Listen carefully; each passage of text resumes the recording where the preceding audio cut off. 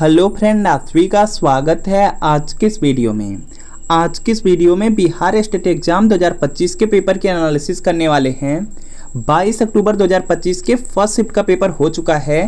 First shift का paper 9 बजे से लेकर के 11:30 बजे तक कंडक्ट कराया गया था, जिसमें शिक्षण कला और जीके के प्रश्न करने वाले हैं। तो सबसे पहला प्रश्न है जो स्टेट एग्जाम में पूछा गया प्रश्न है, शिक्षण की प्रक्रिया का मुख्य उद्देश्य क्या होता है। तो यहाँ पे इसका राइट आंसर हो जाएगा व्यवहार में परिवर्तन लाना। जो शिक्षण की प्रक्रिया है, इसका जो मुख्य उद्देश्य होता है वह होता है कि व्यवहार में परिवर्तन आए, तो व्यवहार में परिवर्तन लाना होगा। तो सी वाला बिल्कुल राइट आंसर होगा। अगला प्रश्न की अधिगम का अर्थ है, तो यहाँ पे इसका राइट आंसर हो जाएगा अनुभव के परिणाम स्वरूप अस्थायी परिवर्तन। ऑप्शन नंबर बी वाला बिल्कुल राइट आंसर हो जाएगा। अनुभव के बाद जो अस्थायी परिवर्तन होता है वही आपका क्या होता है, अधिगम होता है, सीखना होता है। तो यहाँ पे बी वाला बिल्कुल राइट आंसर है। अगला प्रश्न आपके सामने कि शिक्षण का सबसे महत्वपूर्ण घटक कौन सा है। तो यहाँ पे इसका राइट आंसर हो जाएगा आपका विद्यार्थी। जो शिक्षण होता है, शिक्षण का जो सबसे यहाँ पे महत्वपूर्ण घटक है या कंपोनेंट है वह आपका यहाँ पे विद्यार्थी, छात्र या छात्र होते हैं। तो यहाँ पे बी वाला बिल्कुल राइट आंसर होगा। अगला प्रश्न आपके सामने कि बालक के संपूर्ण विकास पर आधारित शिक्षण को क्या कहा जाता है। तो यहाँ पे इसका राइट आंसर हो जाएगा सर्वांगीण शिक्षण कहा जाता है। जो बालक का संपूर्ण विकास है उस पर जो आधारित शिक्षण होता है उसको सर्वांगीण शिक्षण कहा जाता है। तो बी वाला राइट आंसर होगा। अगला प्रश्न आपके सामने है कि ब्लूम की वर्गीकरण प्रणाली में जो समझना है किस श्रेणी में आता है। तो यहाँ पे इसका राइट आंसर हो जाएगा संज्ञानात्मक में। संज्ञानात्मक में समझना आएगा, तो यहाँ पे ए वाला बिल्कुल राइट आंसर हो जाएगा। इसके बाद अगला है आपका यहाँ पे कि निम्नलिखित में से कौन सी शिक्षण विधि अभ्यास और पुनरावृत्ति पर आधारित है। तो यहाँ पे इसका राइट आंसर हो जाएगा अभ्यास विधि। जो अभ्यास विधि है यह देखेंगे अभ्यास और पुनरावृत्ति पर आधारित विधि है। तो सी वाला बिल्कुल राइट आंसर होगा। अगला है कि शिक्षण के 3 मुख्य तत्व कौन से हैं।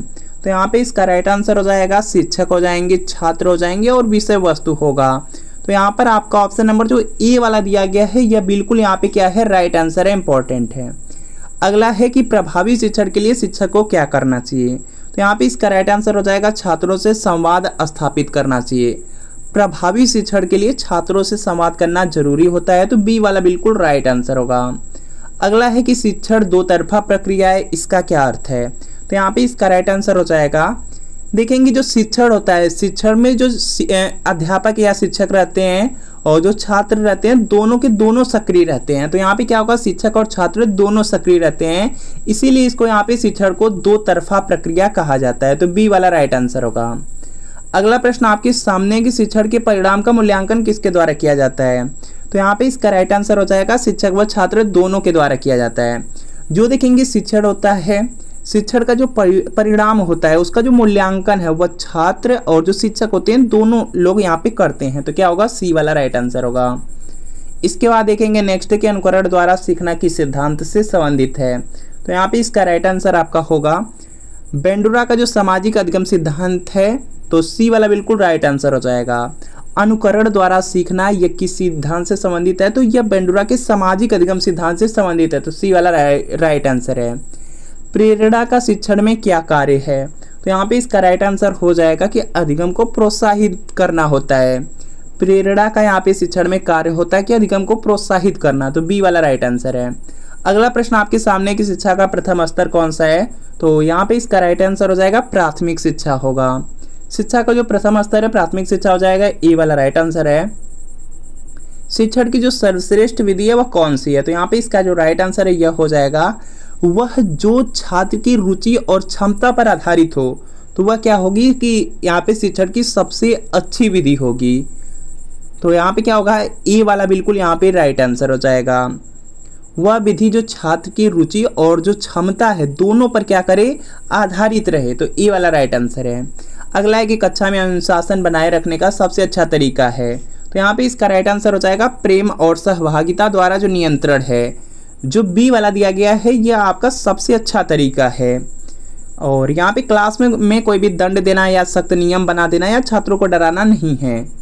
प्रेम और सहभागिता द्वारा नियंत्रण करना है। इसके बाद देखेंगे नेक्स्ट की शिक्षा मनोविज्ञान का मुख्य उद्देश्य क्या है। तो यहाँ पे इसका राइट आंसर आपका हो जाएगा यहाँ से छात्र के व्यवहार को समझना, शिक्षा मनोविज्ञान का यहाँ पे जो मुख्य उद्देश्य है वह है कि छात्र के व्यवहार को समझना, तो बी वाला राइट आंसर है। अगला है कि बाल केंद्रित शिक्षा का अर्थ है, यहाँ पे इसका राइट आंसर हो जाएगा कि छात्र की आवश्यकताओं पर जो केंद्रीय शिक्षण होता है, जो यहाँ पे विद्यार्थी रहते हैं, विद्यार्थी की आवश्यकता के अनुसार यहाँ पे जो शिक्षण दिया जाता है उसको बाल केंद्रीय शिक्षा कहा जाता है। या जो बालक होते हैं, बालक के अनुसार अगर शिक्षा दी जाए तो वह बाल केंद्रीय शिक्षा होगी, तो यहाँ पे सी वाला राइट आंसर है। अगला है कि सीखना एक सतत प्रक्रिया, यह किसने कहा, तो यहाँ पे इसका राइट आंसर हो जाएगा जॉन डेवी ने कहा था। सीखना एक आपकी सतत प्रक्रिया है, लगातार चलने वाली प्रक्रिया है, निरंतर चलने वाली प्रक्रिया है, तो यहाँ पे ये वाला बिल्कुल राइट आंसर हो जाएगा। इसके बाद देखेंगे नेक्स्ट के मूल्यांकन का मुख्य उद्देश्य है, तो यहाँ पे इसका राइट आंसर हो जाएगा अधिगम के स्तर को मापना होता है। मूल्यांकन का जो उद्देश्य होता है कि अधिगम कितना आप सीखे हैं उसको मापना होता है, तो बी वाला राइट आंसर होगा। इसके बाद देखेंगे नेक्स्ट के शिक्षण में दृष्टांत जो एग्जाम्पल्स होते हैं इसका प्रयोग क्यों किया जाता है, तो यहाँ पे इसका राइट आंसर हो जाएगा अवधारणा को स्पष्ट करने हेतु। जो भी अवधारणा है उसको स्पष्ट करने के लिए एग्जाम्पल, उदाहरण का यूज किया जाता है, तो यहाँ पे क्या होगा, बी वाला राइट आंसर होगा। अधिगम के प्रकार कितने माने गए हैं, तो यहाँ पे इसका राइट आंसर होगा आपका, यहाँ पे अधिगम के 4 प्रकार हैं, तो यहाँ पे जो सी वाला दिया गया है यह बिल्कुल राइट आंसर होगा। अगला है कि व्यवहारवादी मनोविज्ञान का मुख्य सिद्धांत है, तो यहाँ पे इसका राइट आंसर हो जाएगा जो प्रेक्षणीय व्यवहार है, तो बी वाला बिल्कुल राइट आंसर हो जाएगा। अगला प्रश्न आपके सामने की शिक्षण प्रक्रिया में जो फीडबैक का कार्य क्या है, तो यहाँ पे इसका राइट आंसर हो जाएगा यहाँ से गलती सुधारना। जो यहाँ पे फीडबैक है इसका यहाँ पे जो कार्य होता है वह होता है गलती सुधारना, तो यहाँ पे ये वाला बिल्कुल राइट आंसर है। अगला प्रश्न है कि शिक्षक का व्यवहार छात्रों के लिए कैसा होना चाहिए, तो यहाँ पर देखेंगे इसका राइट आंसर आपका हो जाएगा प्रेरक और सहयोगी होना चाहिए, बी वाला बिल्कुल यहाँ पे राइट आंसर हो जाएगा। देखिए जो शिक्षक का व्यवहार है कभी भी यहाँ पे भयभीत करने वाला या तानाशाही या असमान नहीं होना चाहिए, प्रेरक हो और यहाँ पे सहयोगी हो, तो बी वाला राइट आंसर है। अधिगम में जो प्रबलन है इसका कार्य है, तो यहाँ पे इसका राइट आंसर हो जाएगा अधिगम को बढ़ावा देना होता है यहाँ पे। इसके बाद देखेंगे नेक्स्ट आपका है यहाँ पे नेक्स्ट है कि शिक्षण विधि का चयन किसके अनुसार किया जाना चाहिए, तो यहाँ पे इसका राइट आंसर आपका हो जाएगा कि विद्यार्थियों की आवश्यकता और विषय वस्तु के अकॉर्डिंग, तो यहाँ पे क्या होगा, बी वाला बिल्कुल राइट आंसर हो जाएगा। इसके बाद देखेंगे यहाँ पर देखेंगे जब भी शिक्षण विधि का चयन करना है तो विद्यार्थियों की क्या आवश्यकता है और कौन सी विषय है उसके अनुसार यहाँ पे शिक्षण विधि का चयन किया जाता है या चूज किए जाते हैं।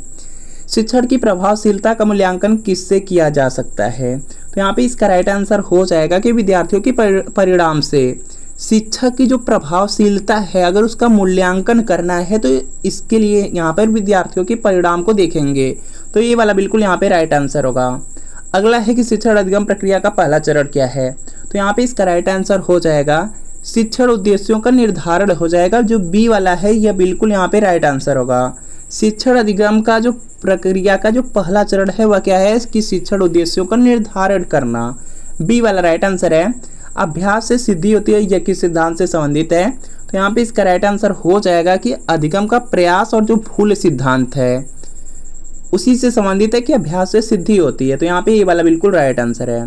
अगला प्रश्न है कि प्रभावी शिक्षण के लिए शिक्षक में कौन सी विशेषता आवश्यक है, तो यहाँ पे इसका राइट आंसर हो जाएगा आत्मविश्वास और स्पष्ट संप्रेषण होना चाहिए शिक्षक में, तो यहाँ पे क्या है, ये वाला बिल्कुल राइट आंसर है।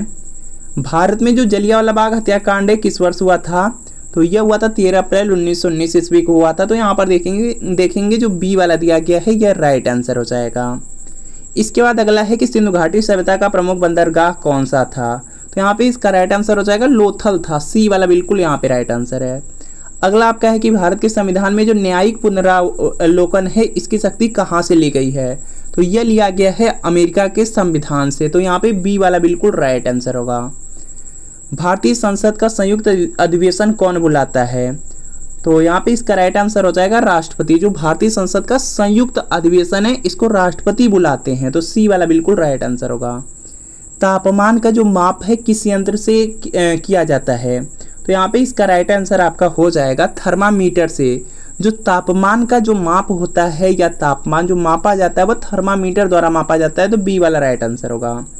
अगला है कि विश्व ओजोन दिवस कब मनाया जाता है, तो जो विश्व ओजोन दिवस है यह आपकी 16 सितंबर को मनाया जाता है। सी वाला बिल्कुल यहाँ पे राइट आंसर हो जाएगा 16 सितंबर। अगला है आपके सामने कि सीपीयू का पूरा नाम क्या है। तो सीपीयू का पूरा नाम यहाँ पे सेंट्रल प्रोसेसिंग यूनिट है। और यहाँ पर आप लोग देखेंगे तो आपके ऑप्शन नंबर बी वाले में दिया गया है, बी वाला बिल्कुल राइट आंसर है। और यहाँ पे जो सीपीयू होता है उसको कंप्यूटर का मस्तिष्क भी कहा जाता है, याद रखेंगे।